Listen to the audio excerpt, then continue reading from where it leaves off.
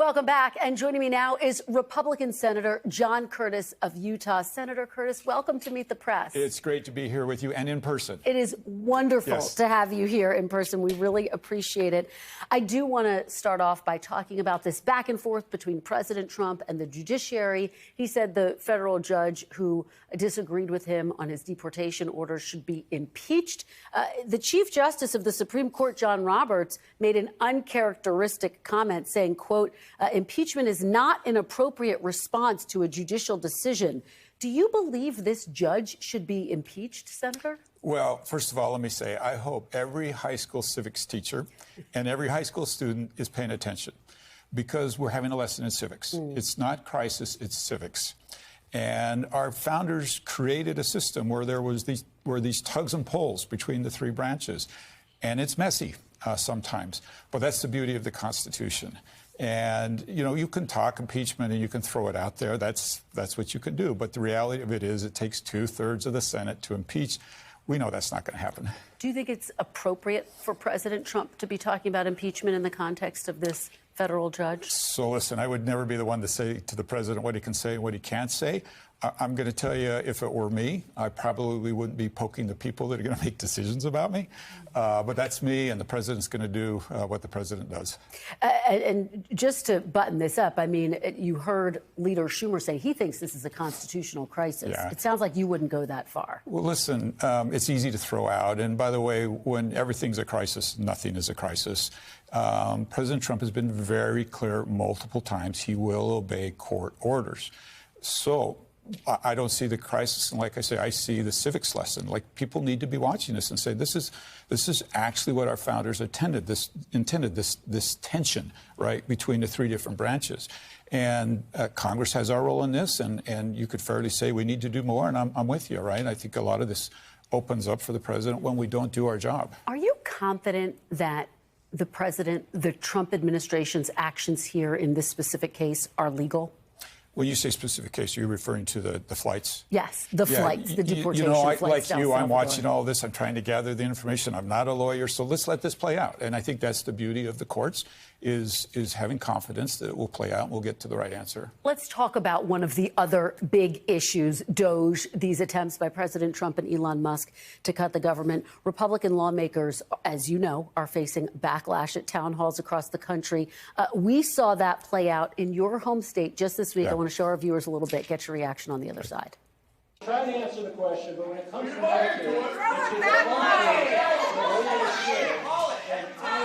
very invested in making sure that program works. So what are we doing to make sure DOGE doesn't do anything illegal? We're holding on to the first three. No, you're not! Senator, are you comfortable with Elon Musk making cuts to the federal government, something that is constitutionally the job of Congress? Well, first of all, can we talk about the town hall meetings? And first, a shout out to these two members and the other members who are doing it. I think one of our fundamental responsibilities as elected officials is accessibility. And last week, I drove 1,000 miles in my truck, and I saw teachers, I saw elected officials, I saw students, I saw school board presidents and protesters, and talked to all of them. It basically was a week-long town hall meeting. And I think one of the things we're not talking about is the stereotype of what a town hall meeting is. I've done over 400 town halls in my 7 years in Congress. And I've learned that the stereotypical town hall may not be the best way to communicate with your constituents. I've changed my town hall format.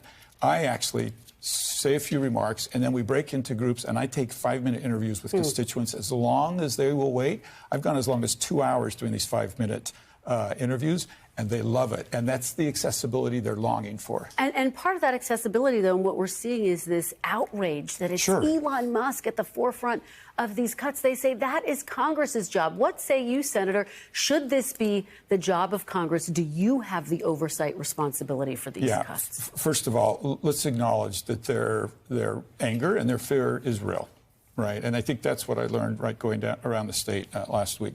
But I think it's this false narrative that somehow somebody can't get involved that's not an elected official, or just because they're a billionaire, they're a bad person, right? President Trump can consult anybody he wants to. Elon Musk is not making any cuts. He's only suggesting the cuts, and then President Trump is making the cuts. Let me ask you, because Elon Musk ruffled some feathers when he referred to Social Security, something that he's also eyeing as a part of his DOGE efforts, as a Ponzi scheme. Senator, do you see Social Security as a Ponzi scheme? Well, I wouldn't use those words, but we're not being honest either with people. And that's why you'll actually see me in a couple of months introduce a change to Social Security. We're not being honest when we look people in the eye and say we're not going to touch it. If we don't touch it, it touches itself. You know that, right? That's not being honest with the American people. And I think that's one of the things that makes them not trust us, when we say something that they just know is not true. And you're absolutely right. I mean, there's broad agreement that entitlements are not solvent in the long run. But the question is what to do about it. And about 1 in 8 of your constituents actually receive Social Security benefits. Roughly the same number are on Medicare. And I think the question is, and the concern is, are these folks going to lose coverage? So can you, sitting here today, guarantee your constituents they won't lose coverage, they won't be subject to deep cuts to their Social Security? Let me look them all in the eye symbolically right now. We don't need to impact the people that are in Social Security. But if we don't have a conversation about my kids, our 20-year-olds, our 30-year-olds, that's where the problem is. And so we can't be afraid of this conversation simply because people think we're going to take it away from them. We all need to say, look, those in retirement and those near retirement, we're not going to touch it. You're safe. But let's have that conversation, because my kids don't think they're going to get it. So why can't we have a conversation with them about moving some of the variables around? And the sooner we do it, the less dramatic it has to be. If we don't do it, we have worse decisions thrust upon us. Yeah, continues to be one of the greatest challenges of our time. Your predecessor, Senator Mitt Romney, I don't have to tell you, he was known for breaking with President Trump. You've actually expressed disagreements with President Trump on a range of different topics, whether we're talking about Ukraine or tariffs. I wonder, are you publicly comfortable voicing your disagreements with President Trump in this second administration? Look, if President Trump were sitting right here today, this is what I'd say. I want you to be wildly successful. People in Utah want the border fixed. People in Utah want inflation to come down. People in Utah want peace abroad. I'm going to be wind at your back, Mr. President. But that doesn't mean we're always going to see things the same way. And when we see things differently, I'm going to speak up, and it will be respectful. But I do have a mind of my own. I was elected to represent my constituents, and they have things that are important to them.